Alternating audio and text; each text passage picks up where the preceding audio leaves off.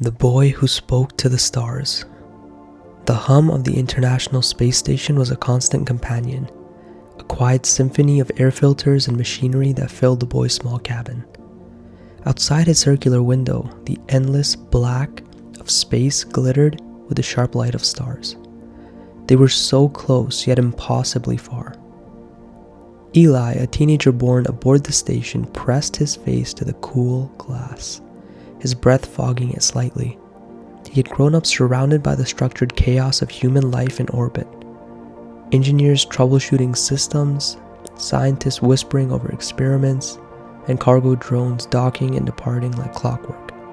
It was all so predictable.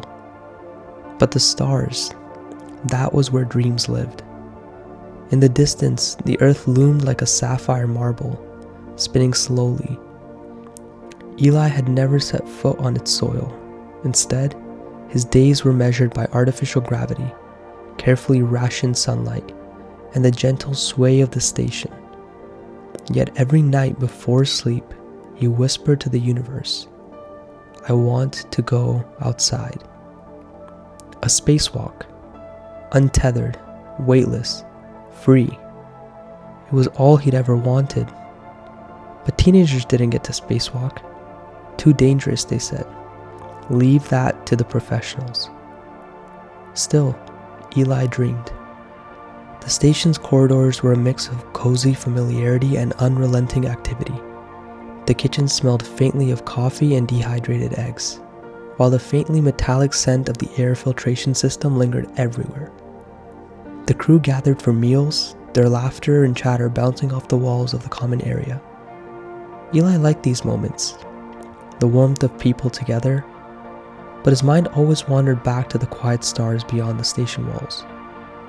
He worked hard to prove himself. In the mornings, he helped catalog inventory. In the afternoons, he studied the mechanics of spacewalk suits and ran simulations in the lab. In the evenings, he joined the others in the observation deck, where the swirling lights of auroras painted the Earth's atmosphere in vivid greens and blues. It was mesmerizing, but it wasn't enough. One day his mentor, Captain Mira, caught him lingering after hours. She was a no-nonsense type, with a streak of silver in her braided hair. "You're here late again," she said, her voice steady as she folded her arms. Eli hesitated, then blurted, "I want to go outside." Mira's eyes softened. "You've said that before, but spacewalks aren't a game, Eli." "I know," he said quickly, "but I'm ready. I've studied, I've practiced. I need a chance." She studied him for a long moment, then sighed. "The universe rewards persistence," she said, "but it also rewards preparation. Let's see if you're as ready as you think." Weeks turned into months. The training was grueling. Every detail of the suit had to become second nature. The weightless movements, the oxygen controls, the safety tethers.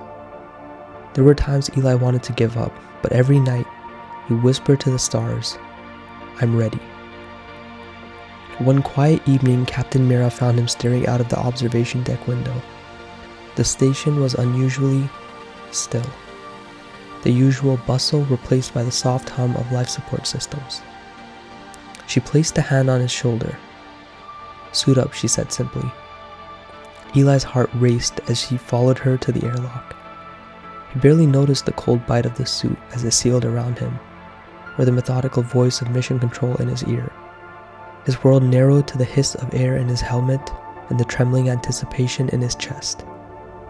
The airlock opened, and for the first time, Eli stepped outside.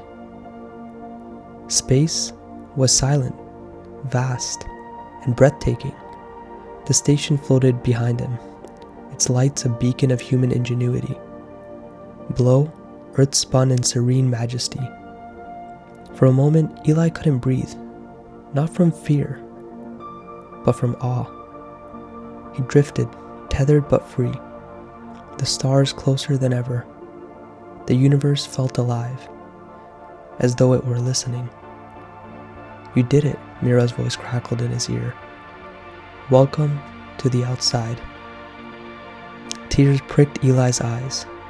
He whispered to the stars one last time, "Thank you." And for the first time, it felt like they whispered back. Eli's story reminds us that when we speak our dreams to the universe and refuse to give up on ourselves, the universe conspires to help us. Sometimes the hardest part is believing it will. The end.